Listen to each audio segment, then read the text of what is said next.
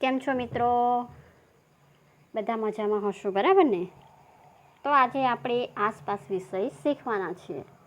તો આસપાસ વિષયની અંદર આપણે છેલ્લે પ્રકરણ 9 બદલાતા કુટુંબો ચાલુ કર્યું હતું, બરાબર ને? તો એમાં છેલ્લે આપણે એવું જોયું હતું કે તમારે તમારા મમ્મીને અથવા કાકીને પ્રશ્ન પૂછવાના કે તેમના લગ્ન પહેલાં તેઓ ક્યાં રહેતા હતા, પછી તે સમયે તેમના કુટુંબમાં કયા કયા સભ્યો હતા, પછી એમના કુટુંબમાં છેલ્લે કોના લગ્ન થયા હતા, પછી લગ્ન પ્રસંગમાં શું વાનગી ભોજનમાં શું બનાવ્યું હતું, એવું આપણે છેલ્લે જોઈ ગયા હતા, બરાબર? તો હવે આજે આપણે નવો ટૉપિક જોવાના છે કે કુટુંબમાં જ્યારે લગ્ન થાય છે તો કુટુંબોમાં લગ્ન દરમિયાન શું કરવામાં આવે છે તેના વિશે આપણે લખવાનું છે. હવે પહેલો પ્રશ્ન છે કે વર અને કન્યા જે છે એ કેવા કપડાં પહેરે છે લગ્ન દરમિયાન? વર અને જે કન્યા હોય છે એ કેવા કપડાં પહેરતા હોય છે? તો આપણને ખબર જ છે, આપણે લગ્ન પ્રસંગોમાં જઈએ જ છે એટલે વર કેવા કપડાં પહેરે છે અને કન્યા કેવા કપડાં પહેરે છે એ આપણે સારી રીતે જાણીએ છીએ, બરાબર? તો આપણે એવું લખી શકીએ કે વર જે છે એ શેરવાની પહેરે છે, ચૂડીદાર પાયજામો અને પાઘડી કે સાફો પહેરે છે માથે, અથવા તો કોટ, પેન્ટ, શર્ટ, ટાઈ, માથા ઉપર પાઘડી કે સાફો પહેરે છે. જ્યારે કન્યાની વાત કરીએ તો કન્યા પાનેતર, બ્લાઉઝ અને ચણિયો પહેરે છે અને માથા ઉપર જે મોઢ નાખવાનો હોય છે એ મોઢ નાખે છે, બરાબર? તો આ રીતે વર અને કન્યા કેવા કપડાં પહેરે છે એ આપણે લખી શકીએ. જ્યારે આગળનો પ્રશ્ન છે લગ્નમાં કેવા ગીતો અને નૃત્ય કરવામાં આવે છે? કેવા ગીતો ગાવામાં આવે છે અને કેવા ગીતો ઉપર નૃત્ય કરવામાં આવે છે? તો આપણે પણ લગ્નમાં જઈએ છીએ તો લગ્નના ગીતો સાંભળીએ છીએ, લગ્નમાં નૃત્ય થાય છે, જોઈએ પણ છે અને નૃત્ય કરીએ પણ છે, બરાબર ને? ડાન્સ કરીએ છીએ ને? તો આપણે લખી શકીએ કે લગ્ન સમયે અને કન્યા વિદાય વખતે પ્રચલિત લગ્ન ગીતો છે એ ગવાય છે. જ્યારે કન્યાની વિદાય કરવામાં આવે છે ત્યારે લગ્ન ગીતો ગાવામાં આવે છે અને જાનૈયા લગ્ન સ્થળે આવતા આધુનિક નૃત્યો કે ડાન્સ કરે છે. એટલે જે વરરાજા હોય છે એ કન્યાના ઘરે જાન લઈને આવે છે, બરાબર? તે સ્થળ પછી એ લગ્ન સ્થળે ત્યાં પહોંચતા આધુનિક નૃત્ય અથવા કે ડાન્સ કરે છે. આપણે કહીએ છીએ ને ડીજે લઈને જઈએ છીએ, જાન લઈને, અને આપણે નૃત્ય કરીએ છીએ એટલે કે ડાન્સ કરીએ છીએ. તો આ રીતે આપણે લગ્નમાં ગીતો પણ ગાઈએ છીએ અને નૃત્ય પણ કરીએ છીએ. હવે આગળનો સવાલ જોઈએ તો તમે ગયેલા લગ્ન પ્રસંગોમાં તમે શું શું જોયું? હવે તમે લગ્ન પ્રસંગમાં તો ગયા જ હશો, બરાબર ને? દરેક વ્યક્તિ ગયા હશે લગ્ન પ્રસંગમાં. તો એ લગ્ન પ્રસંગની અંદર તમે શું શું જોયું છે એ તમારે લખવાનું છે. તો તમે જો લગ્ન પ્રસંગમાં ગયા હોવ તો તમે લખી શકો કે હું મારા કાકાના લગ્નમાં ગયો હતો અથવા હું કાકાના છોકરાના લગ્નમાં ગયો હતો, બરાબર? તો તમે ત્યાં કેવા કેવા દ્રશ્યો જોયા તે તમે લખી શકો, બરાબર? તો આપણે એવું કહી શકીએ કે લગ્ન માટે મંડપ બાંધવામાં આવ્યો હતો. મોટો મંડપ બાંધેલો હોય છે, બરાબર ને? પછી તેની વચ્ચે લગ્ન વિધિ માટેની ચોરી આવે છે, ચોરી બાંધવામાં આવે છે, બરાબર ને? પછી ચોરીની ચારે બાજુ મંડપમાં પાથરણા હોય છે, ગાદલા હોય છે, ખુરશીઓની ગોઠવણ કરવામાં આવી હોય છે. આ બધું તમે જોયું જ હશે, બરાબર? પછી મંડપની બાજુમાં ભોજન કક્ષ માટે એક બીજો મંડપ પણ બાંધવામાં આવેલો હોય છે, બરાબર? આપણે લગ્નમાં જઈએ તો પહેલાં ભોજન કક્ષ ક્યાં છે એ જોઈએ છે ને? તો એ ભોજન કક્ષ માટે પણ મંડપ અલગ બાંધવામાં આવે છે, બરાબર? પછી લગ્નની જે વિધિ હોય છે એ ચોરીમાં શરૂ કરવામાં આવે છે. ચોરી એટલે તો તમને ખબર ને, એક પ્રકારનો હવનકુંડ હોય છે, એને ચોરી કહેવામાં આવે છે. અને એના ફરતે જે વર કન્યા હોય છે એ સપ્તપદીના ફેરા ફરે છે, બરાબર? પછી આપણે બીજું શું કહી શકીએ તો મહારાજ જે હોય છે એ લગ્ન વિધિના મંત્રો બોલીને વિધિ કરાવતા હોય છે. તમે સાંભળ્યા હશે મહારાજને, પંડિતને, બરાબર ને. પછી બંને પક્ષની બહેનો જે હોય છે એ લગ્નના ગીતો ગાતી હોય છે. વર પક્ષ તરફથી પણ ગીતો, લગ્ન ગીતો ગવાતા હોય છે અને કન્યા પક્ષ તરફથી પણ લગ્ન ગીતો ગવાતા હોય છે. પછી બીજું તમે શું જોયું હશે તો લગ્ન પૂરા થાય છે ત્યારે સગા સંબંધીઓ જે હોય છે એ કન્યાને ભેટ સોગાદ આપતા હોય છે. આ પણ તમે જોયું હશે. ખબર ને, બધાને ખબર જ હશે કે લગ્ન પૂર્ણ થાય એટલે સગા સંબંધીઓ જે હોય છે એ કન્યાને ગિફ્ટ આપે છે, ભેટ આપે છે, બરાબર ને. તો ભેટ સોગાદ આપતા હતા, આ જોયું. પછી ભોજન કક્ષમાં મોટા ટેબલ પર રસોઈ ગોઠવાયેલી હતી. પછી જમવા માટે ગોળ ટેબલ અને ખુરશીઓ પણ મૂકેલી હતી. તો આ રીતે તમે લગ્ન પ્રસંગમાં જાઓ છો એટલે આ બધું તમે જોઈ શકો છો, બરાબર ને. હવે આપણે આગળ જોઈએ તો આપણે કિરણ, સુમી અને દીપાલીના કુટુંબોમાં અલગ અલગ કારણોથી થયેલ જે ફેરફાર છે એ જોયા. તો આ ફેરફાર માટેના કારણ લખવાના છે. શું કરવાનું છે? આ ફેરફાર શા માટે થયો એનું કારણ આપણે અહીં લખવાનું છે. તો હવે કિરણના કુટુંબમાં આવો ફેરફાર કેમ થયો, શા માટે આવો બદલાવ આવ્યો? તો આપણે કિરણના કુટુંબમાં શું હતું? તો કિરણના કુટુંબમાં તેની નાની બહેનનો જન્મ થાય છે. એટલે નાની બહેન જે છે એના જન્મની ખુશી થવાથી એના કુટુંબમાં બદલાવ આવે છે, બરાબર ને. તો આ હતું કિરણના કુટુંબના ફેરફાર માટેનું કારણ. પછી આપણે જોઈએ તો જે સુમી છે એ સુમીના કુટુંબમાં શા માટે ફેરફાર થયો, કયા કારણથી ફેરફાર થયો? તો આપણે સુમીના કુટુંબમાં એના જે પિતાજી છે એ પિતાજીની બદલી બીજા શહેરમાં થાય છે, બરાબર ને. ક્યાં થાય છે? બીજા શહેરમાં થાય છે. અને બીજા શહેરમાં થવાથી ત્યાં નવા વાતાવરણમાં સેટ થવાની મૂંઝવણ વિશે બદલાવ આવે છે, બરાબર. શું થાય છે? સુમીના કુટુંબમાં એના જે પિતાજીની બદલી બીજા શહેરમાં થાય છે અને ત્યાં નવું વાતાવરણમાં સેટ થવાની એમને મૂંઝવણ ખૂબ જ થાય છે અને એના કારણે એમનામાં બદલાવ આપણે જોઈ શકીએ છીએ.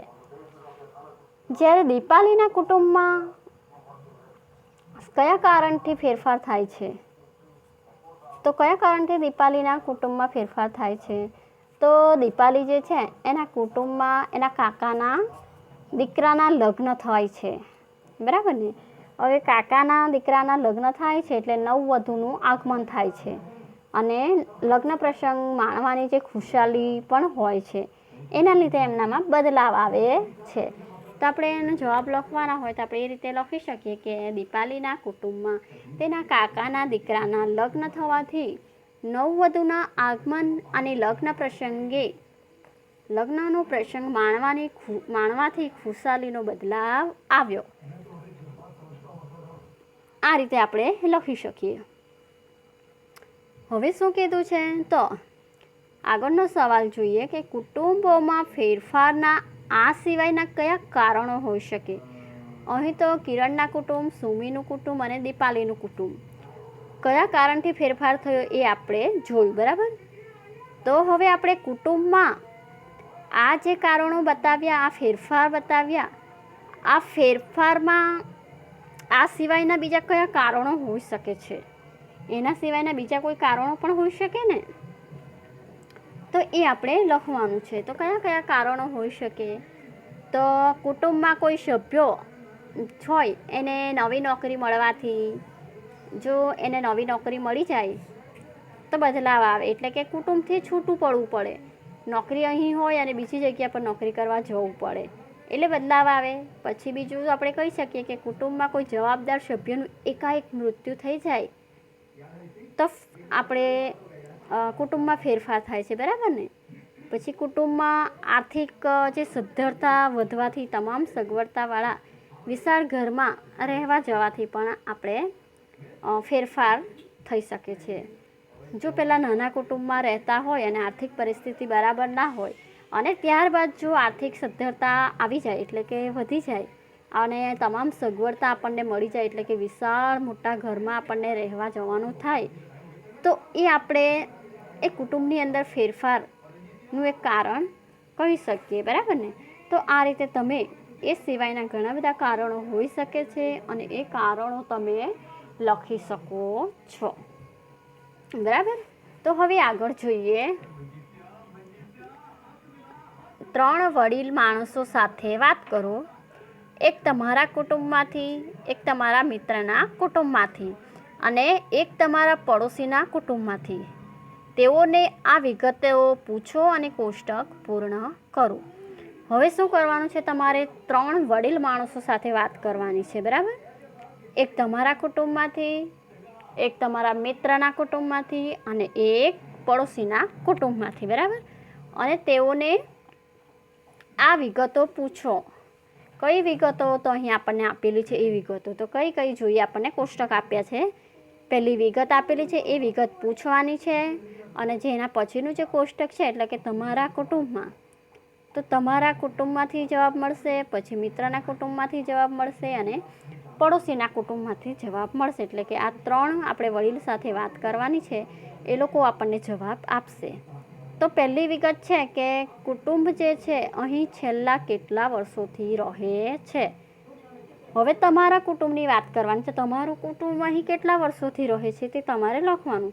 જો તમારું કુટુંબ કેટલા વર્ષથી રહે છે તો એ તમને ખબર જ હશે, બરાબર? કે કેટલા વર્ષથી રહે છે. એ તમારે તમારા ઘરના જે વડીલ હોય એને તમારે પૂછવાનું. દાખલા તરીકે હું કહું કે મારું કુટુંબ અહીં 11 વર્ષથી રહે છે. કેટલા વર્ષથી રહે છે? 11 વર્ષથી રહે છે, બરાબર? પછી મિત્રનું કુટુંબ છે તો મિત્રના કુટુંબના વડીલને આપણે પ્રશ્ન પૂછવાનો છે કે એમનું કુટુંબ અહીં કેટલા વર્ષથી રહે છે. તો એ કદાચ હું પૂછીશ મારા મિત્રના કુટુંબને તો એ મને કહેશે કે 8 વર્ષથી રહે છે. અને હું મારા પડોશીના કુટુંબને પૂછીશ તો એ લોકો મને કહેશે કે કદાચ 5 વર્ષથી. કેટલા? 5 વર્ષથી, બરાબર? પછી બીજી વિગત છે કે અહીં આવ્યા પહેલાં કુટુંબ ક્યાં રહેતું હતું. તો હવે તમારું કુટુંબ અહીં આવ્યા પહેલાં ક્યાં રહેતું હતું એ તમારે લખવાનું. કે દાખલા તરીકે હું કહીશ કે હું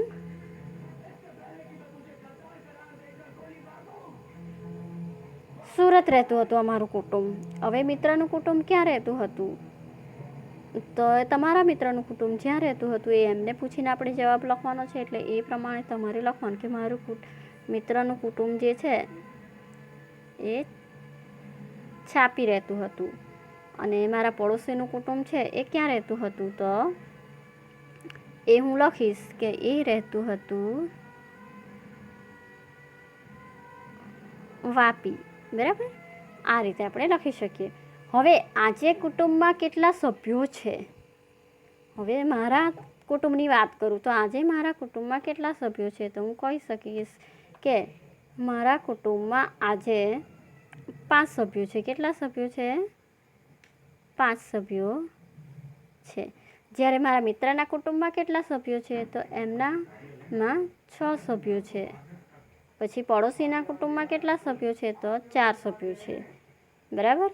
હવે આગળ વિગત છે કે 10 વર્ષ પહેલાં કુટુંબમાં કેટલા સભ્યો હતા. તો 10 વર્ષ પહેલાં મારા કુટુંબમાં 4 સભ્યો હતા. કેટલા સભ્યો હતા? 4 સભ્યો હતા. જ્યારે મારા મિત્રના કુટુંબમાં કેટલા સભ્યો હતા? તો 5 સભ્યો હતા. જ્યારે પડોશીનું જે કુટુંબ છે એમના સભ્યોમાં હું કહીશ કે 4 જ સભ્યો હતા, બરાબર? પછી આગળ છે, આગળ વિગત આપણને શું આપી છે? તો આગળ વિગત છે કુટુંબમાં છેલ્લા 10 વર્ષમાં ફેરફારના શું કારણો હતા. જે ફેરફાર થયો છે તો 10 વર્ષ પહેલાં 10 વર્ષ પહેલાંના ફેરફારના શું કારણો હતા એ કહેવાનું છે. તો પહેલાં તો પોતાના કુટુંબનું કહેવાનું છે કે મારા પિતાજીની બદલી થઈ. હું કહીશ કે મારા પિતાજીની બદલી અને મારા ઘરમાં નાની બહેનનો જન્મ થયો. આ એક ફેરફારનું કારણ હતું. જ્યારે મિત્રના કુટુંબ માટે હું કહીશ કે તેના પિતાજીની બદલી થવાથી, અને પડોશીનું કુટુંબ વિશે કહીશ કે તેની મમ્મીની બદલી થવાથી. તો આ રીતે તમારા કુટુંબનું તમારા મિત્રના કુટુંબમાં શું ફેરફાર થયો, કયા કારણથી ફેરફાર થયો, એ તમારે એમને પૂછીને લખવાનું છે, બરાબર. પછી આગળની વિગત આપણે જોઈએ તો આગળની વિગતમાં શું છે, તમે આ બધા ફેરફારો વિશે શું અનુભવો છો. તો પહેલાં તો મારા કુટુંબ વિશે હું કહીશ કે અમે બધા પરિવાર સાથે નવા શહેરનો આનંદ લઈ રહ્યા છે. કેમ આનંદ લઈ રહ્યા છે? કારણ કે પિતાજીની બદલી થઈ છે, એના કારણે નવા શહેરમાં ગયા છે, એટલે નવા શહેરમાં જવાથી એ નવા શહેરનો આનંદ લઈ રહ્યા છે, બરાબર. એવી જ રીતે તમે તમારા મિત્રના કુટુંબનું અને પડોશીના કુટુંબનું વિગત લખવાની, બરાબર. પછી હવે આપણે મિત્રનું કુટુંબ છે એ એવું કહેશે કે તેના પિતાજીની બદલી થવાથી, અને પડોશીનું કુટુંબ એવું કીધું છે કે તેની મમ્મીની બદલી થવાથી, બરાબર. આ મેં મારું લખ્યું છે. હવે તમારે તમારા કુટુંબ વિશે, મિત્રના કુટુંબ વિશે અને પડોશીના કુટુંબ વિશે તમારે એમને પૂછીને લખવાનું છે. તો આપણે કીધું કે તમે આ બધા ફેરફારો વિશે શું અનુભવો છો. તો અમે બધા પરિવાર સાથે નવા શહેરનો આનંદ લઈ રહ્યા છીએ. આ મેં મારા કુટુંબ વિશે કીધું. જ્યારે મારા મિત્રના કુટુંબને પૂછ્યું તો એમણે એવું કીધું કે નવા શહેરનો અને નવીન ઘરનો આનંદ લઈ રહ્યા છે. જ્યારે મારા પડોશીના કુટુંબને આ વડીલને પૂછ્યું તો એમણે એવો જવાબ આપ્યો કે નવા મિત્રો અને નવા શહેરનો આનંદ લઈ રહ્યા છીએ, બરાબર. આ હતા મારા કુટુંબના, મિત્રના કુટુંબના અને પડોશીના કુટુંબના જવાબો હતા. તો એ તમારે લખવાના છે. હવે આગળ જોઈએ તો મારું કુટુંબ ગઈકાલે, આજે અને આવતીકાલે, બરાબર. હવે બધા કુટુંબમાં કોઈ એક અથવા બીજા અલગ અલગ કારણોને લીધે ફેરફાર આવે છે, બરાબર. તો તમારા કુટુંબમાં શું ફેરફાર આવ્યો, તમારા કુટુંબમાં શું ફેરફાર આવ્યો એ તમારે લખવાનું છે, બરાબર. તો આપણે એવું કહી શકીએ કે મારા કુટુંબમાં મારા પિતાજીની અમદાવાદ શહેરમાં બદલી થઈ છે, અને મારા ઘરે મારી નાની બહેનનો જન્મ થયો છે. આ બે બદલાવ આવ્યા છે જેનાથી અમારું કુટુંબ ખૂબ જ ખુશ છે. આ હું લખી શકું છું, બરાબર. એવી જ રીતે તમારા કુટુંબમાં શું ફેરફાર આવ્યા છે એ તમારે લખવાનું છે, બરાબર. હવે બીજો સવાલ જોઈએ તો શું છે, જ્યારે તમારા દાદા અને દાદી નાના બાળકો હતા ત્યારે શું તમારું કુટુંબ આજે હતું એવું જ હતું? તેની દાદા દાદી સાથે ચર્ચા કરો. હવે શું કીધું છે, જ્યારે તમારા દાદા જે દાદી નાના બાળકો હતા ત્યારે શું તમારું કુટુંબ આજે હતું એવું જ હતું, બરાબર. તો ના, ત્યારે મારું કુટુંબ આજે છે એવું ન હતું. તે સમયે કુટુંબમાં વધારે સભ્યો સાથે રહેતા હતા. દાદાના કહેવા મુજબ તેમના દાદા દાદી, માતા પિતા, કાકા કાકી, મોટા કાકા કાકી અને તેમના બાળકો બધા જ સાથે એક જ કુટુંબમાં રહેતા હતા. દાદીના ઘરે પણ આવી જ વ્યવસ્થા હતી. તે સમયે મારા પપ્પા, મમ્મી, કાકા કાકી અને અમે બધા પિતરાઈ ભાઈ બહેન ન હતા, બરાબર ને. તો આ રીતે તમે જવાબ લખી શકો છો, બરાબર. હવે આગળ કીધું છે, તમને સીતાના કુટુંબ વૃક્ષનું, શેનું? સીતાના કુટુંબ વૃક્ષનું ચિત્ર જે તમે ધોરણ 3માં ભણ્યા છે, તમને યાદ છે? સીતાના કુટુંબ વૃક્ષનું જે ચિત્ર હતું, તમે પણ તમારું કુટુંબ વૃક્ષ દોર્યું હશે. તો ચાલો ગયા વર્ષની જેમ નોટબુકમાં કુટુંબ વૃક્ષ દોરીએ. હવે તમારે શું કરવાનું છે, કુટુંબ વૃક્ષ જે છે એ તમારે દોરવાનું છે તમારી નોટબુકની અંદર, બરાબર. આ તમારું હોમવર્ક છે. હવે તમે પોતાને, તમારા ભાઈ બહેન, માતા અથવા પિતાને એ કુટુંબ વૃક્ષમાં જોઈ શકો છો. હવે તમારે શું કરવાનું છે, એ કુટુંબ વૃક્ષ દોરો છો. કુટુંબ વૃક્ષ દોરતા આવડે છે ને બધાને? સૌથી ઉપર જે આપણા વડીલ હોય છે એ વડીલ હોય એટલે કે દાદા, દાદાનું કુટુંબ વૃક્ષ દાદા હોય છે, બરાબર ને. દાદા અને દાદી, પછી દાદાના છોકરા એટલે કે પપ્પા અને મમ્મી, કાકા કાકી જે હોય તે, પછી એમના છોકરા, એ રીતે કુટુંબ વૃક્ષ બને છે. આપણે આગળ જોઈ ગયા છે, બરાબર. તો તમારા દાદા અથવા દાદી તમારી ઉંમરના હતા ત્યારે તેઓના કુટુંબમાં કેટલા સભ્યો હતા એ તમારી નોટબુકમાં તેમના કુટુંબનું વૃક્ષ તમારે દોરવાનું છે, બરાબર. એટલે તમારા દાદા અથવા દાદી તમારી ઉંમરના હતા એટલે તમારા દાદા જે છે એમના દાદા દાદીનું કુટુંબ વૃક્ષ દોરશે, બરાબર. પછી તમારા વર્તમાન કુટુંબનું વૃક્ષ પણ તમારે તમારી નોટબુકમાં દોરવાનું છે. એટલે તમારે તમારા દાદાનું નામ ઉપર સૌથી ઉપર લખવાનું, દાદાનું, પછી તમારા પપ્પાનું આવશે, જોડે જોડે કાકા કાકીનું આવશે, પછી તમે આવશો છેલ્લે, બરાબર. આ રીતે તમારા વર્તમાન કુટુંબ વૃક્ષ તમે દોરી શકો છો. હવે આગળનો સવાલ છે કે આજે તમારા કુટુંબમાં કયા કયા સભ્યો છે? તમારા દાદા દાદી ક્યાં છે? આ કુટુંબ વૃક્ષમાં તમે ક્યાં છો? આ તમે જ્યારે કુટુંબ વૃક્ષ દોરો ત્યારે તમારા નામ, દાદા દાદીના નામ તમારે જોવાના ક્યાં છે, બરાબર. પછી આગળ જોઈએ, ચાલો વાતો કરીએ.